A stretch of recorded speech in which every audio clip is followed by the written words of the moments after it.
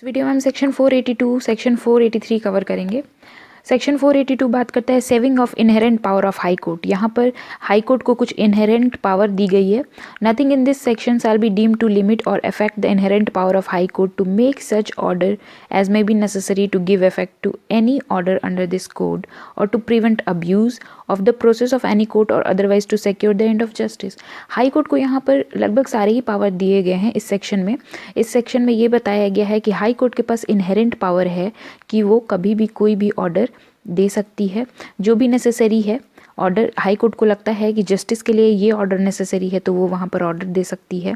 इस कोड के अंदर सीआरपीसी के अंदर उसको पावर दी गई है। सेक्शन 482 में हाई कोर्ट को इनहेरेंट पावर की पावर दे रखी है। और ये जो हाई कोर्ट है इसको इनहेरेंट पावर जो दे रखा है ये किस लिए दे रखा है, ताकि अब्यूज़ को प्रिवेंट किया जाए और process of any court to secure the end of justice. यहाँ पर मतलब अंत में अगर हाई कोर्ट को ये पावर दिया गया है तो इसीलिए दिया गया है ताकि अंत में जो भी पीड़ित व्यक्ति है उसको न्याय मिले।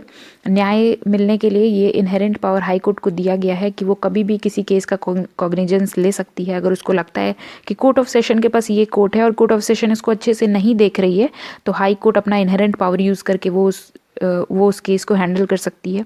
तो हमारा सेक्शन 482 यही बात करता था कि हाई कोर्ट को इनहेरेंट पावर है, ठीक है। वो एक स्टेट के अंदर जो हाई कोर्ट जहाँ पर सबसे हेड है वो एक स्टेट के अंदर वो कोई भी कॉग्निजेंस ले सकती है, जो भी कुछ भी कर सकती है न्याय के लिए। उसको लगे कि ये सही है तो वो कर सकती है। और ये क्यों किया जाता है, ताकि वहाँ पे अब्यूज़ को प्रिवेंट किया जाए और या फिर एंड ऑफ जस्टिस के लिए ये किया जाता है कि अंत में जो व्यक्ति पीड़ित व्यक्ति है उसको न्याय दिलाने के लिए हाई कोर्ट अपना इनहेरेंट पावर यूज़ कर सकती है। सेक्शन 482 में यही था। सेक्शन 483 की तरफ बढ़ते हैं। यहाँ पर दिया गया है duty of high court to exercise continuous superintendence over court of judicial magistrate. Section 482 section 483 में एक ही वीडियो में करा रही हूँ क्योंकि ये दोनों सेक्शन एक दूसरे से बहुत रिलेटेड हैं। ड्यूटी ऑफ, यहाँ पर हाई कोर्ट को ड्यूटी दे रखी है कि वो अपना पावर एक्सरसाइज कर सकती है। जुडिशियल मजिस्ट्रेट जो हाई जुडिशियल मजिस्ट्रेट हैं अगर उनसे कुछ गड़बड़ी हो जाती है, उनके जुडिशियल मजिस्ट्रेट के जितने भी पावर हैं उनके ऊपर हाई कोर्ट अपना ड्यूटी एक्सरसाइज कर सकती है। हाई कोर्ट जो है वो वहाँ पर कुछ भी ऑर्डर दे सकती है।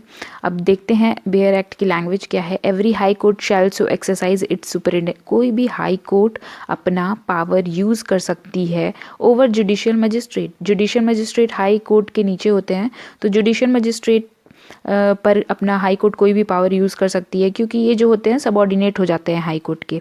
और ये पावर किस लिए यूज़ करते हैं वो, for proper disposal expeditious of case by such magistrate, ताकि उस जो केस का अंत हो वो बिल्कुल जस्टिस उस केस में दिला दिया जाए, इसलिए वो अपना पावर यूज़ कर सकती है। दोनों सेक्शन एक दूसरे से बहुत रिलेटेड हैं। इस सेक्शन को मैं थोड़ा एक बार और समझा देती हूँ कि हाई कोर्ट अपना पावर एक्सरसाइज कर सकती है ओवर जुडिशियल मजिस्ट्रेट। अगर उसको लगता है जुडिशियल मजिस्ट्रेट अपना काम सही से नहीं कर रही है तो हाई कोर्ट अपना पावर यूज़ कर सकती है।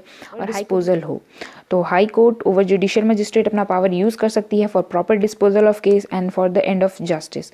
तो ये हमारा दोनों ही सेक्शन कंप्लीट हो गया है। Thank you for watching my video.